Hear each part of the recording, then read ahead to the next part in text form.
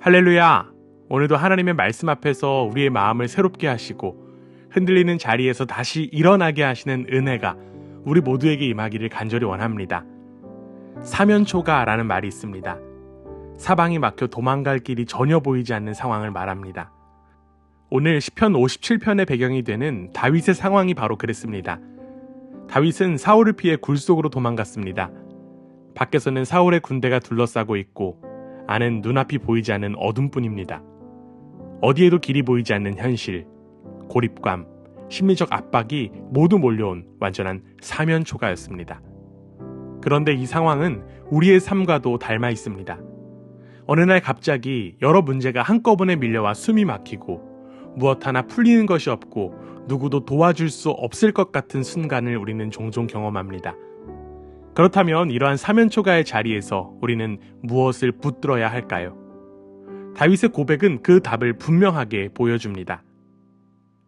다윗이 사면초가에서 가장 먼저 선택한 것은 도망 계획을 세우거나 상황을 분석하는 일이 아니었습니다. 그는 맨 먼저 하나님께 피했습니다. 불쌍히 여겨주십시오를 2번이나 반복하는 그의 부르짖음은 절박함 때문일 뿐 아니라 자기 힘으로는 더 이상 서 있을 수 없다는 믿음의 인정이었습니다. 이어 그는 내 영혼이 주님께로 피합니다. 주님의 날개 그늘 아래로 피합니다 라고 고백합니다. 다윗에게 피난처는 눈에 보이는 굴이 아니라 자신을 품으시는 하나님의 날개였습니다. 다윗의 고백을 그의 현재 상황과 연결해보면 더욱 놀랍습니다. 굴은 피난처로서 아무 능력도 없고 사울의 군대는 점점 가까이 오고 있습니다. 그러나 다윗은 몸을 숨긴 장소를 피난처라 부르지 않고 하나님의 성품을 피난처로 붙듭니다. 그래서 그는 하나님을 가장 높으신 하나님, 사랑과 진실을 보내시는 하나님으로 고백합니다. 상황이 아니라 하나님이 어떤 분이신지를 먼저 붙든 것입니다. 참된 피난처는 환경이 아니라 하나님이 어떤 분이신지를 기억하는 일에서 시작됩니다. 안타깝게도 우리는 사면초가처럼 보이는 상황 속에서 피난처를 환경의 변화에서 찾으려 할 때가 많습니다. 그러나 참된 피난처는 상황이 아니라 하나님이 어떤 분이신지를 신뢰하는 마음입니다. 하나님을 기억하는 것이 우리가 설 수 있는 유일한 자리입니다. 언제나 높으시고 사랑과 진실로 우리를 돌보시는 하나님을 바라보며 그분께 피하는 우리 모두가 되기를 간절히 원합니다. 다윗은 하나님께 피했지만 현실은 여전히 사납습니다. 그는 자신을 둘러싼 이들을 사람을 잡아먹는 사자들에 비유합니다. 그들의 이는 창과 같고 그들의 혀는 칼처럼 날카롭다고 말합니다. 다윗이 겪은 위협은 단순한 불편이라 스트레스가 아니라 실제적인 생명의 위기였습니다. 그러나 신기하게도 바로 이 자리에서 다윗의 시선이 달라집니다. 그는 갑자기 이렇게 고백합니다. 하나님, 하늘 높이 높임을 받으시고 주님의 영광을 온 땅 위에 떨치십시오. 원수의 공격 한가운데서 하나님을 높이는 이 고백은 상황이 달라져서 나온 것이 아니라 마음이 하나님께 향하기 시작하면서 생겨난 변화입니다. 그는 두려움보다 하나님의 영광을 더 크게 바라보기 시작한 것입니다. 더 나아가 다윗은 원수가 파놓은 함정이 결국 그들에게 돌아갈 것이라고 고백합니다. 이는 극적인 반전을 바라는 마음이 아니라 악이 스스로 무너지게 하시는 하나님의 공의에 대한 확신에서 나온 말입니다. 하나님께 시선을 돌리자 사면초가 같던 현실 가운데에서도 그의 마음은 흔들리지 않았습니다. 상황이 나아졌기 때문이 아니라 하나님의 성품을 향한 신뢰가 그의 마음 깊은 곳에서 다시 자리 잡기 시작했기 때문입니다. 다윗의 내면에서 가장 중요한 전환점은 7절에서 드러납니다. 하나님, 나는 내 마음을 정했습니다. 내 마음을 확실히 정했습니다. 이 고백은 상황이 안전해졌기 때문이 아닙니다. 아무것도 달라지지 않았지만 다윗의 마음에는 결정적인 변화가 일어났습니다.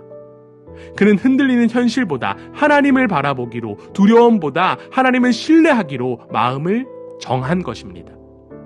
감정이 믿음을 움직인 것이 아니라 믿음의 결단이 감정을 다시 일으켜 세운 것입니다. 바로 그 순간 다윗의 영혼이 다시 깨어납니다.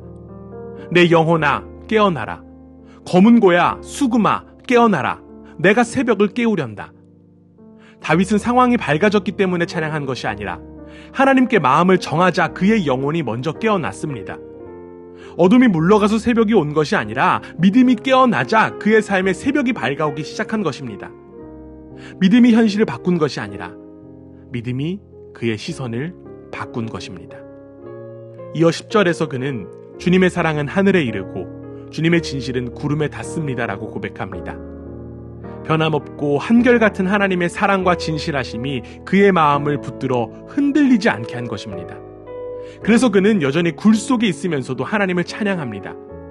환경은 그대로지만 하나님이 더 크게 보이자 찬양이 다시 흘러나왔습니다. 결국 다윗은 마지막까지 하나님을 높이며 노래합니다. 사면초가의 현실 한가운데서도 그의 입에서는 하나님의 영광이 흘러나옵니다. 바로 이것이 절망 속에서도 다윗을 다시 일으켜 세운 힘이었습니다. 사랑하는 여러분, 예수님은 우리의 참된 피난처가 되시기 위해서 이 땅 가운데 오셨습니다. 굴 속에서 하나님을 의지했던 다윗처럼 우리는 십자가와 부활의 주님 안에서 흔들리지 않는 보호와 소망을 얻습니다. 사면초가처럼 보였던 십자가는 오히려 하나님의 구원이 가장 찬란하게 드러난 자리였습니다. 그러므로 우리의 사면초가 역시 절망의 자리가 아니라 하나님이 일하시고 그분의 영광이 드러나는 자리가 될 수 있습니다. 사랑하는 여러분, 오늘 여러분의 굴은 무엇입니까? 어떤 문제와 어떤 사방의 압박이 여러분을 둘러싸고 있습니까? 그 자리에서 우리가 붙들어야 할 길은 단 하나입니다. 마음을 하나님께 정하고 그 자리에서 찬양을 다시 시작하는 것입니다.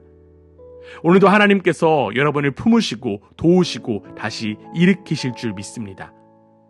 임마누엘 되시는 주님께서 여러분의 걸음을 지켜주시고 두려움 많은 하루 속에서도 새벽을 깨우는 믿음을 허락해 주시기를 주님의 이름으로 축원합니다.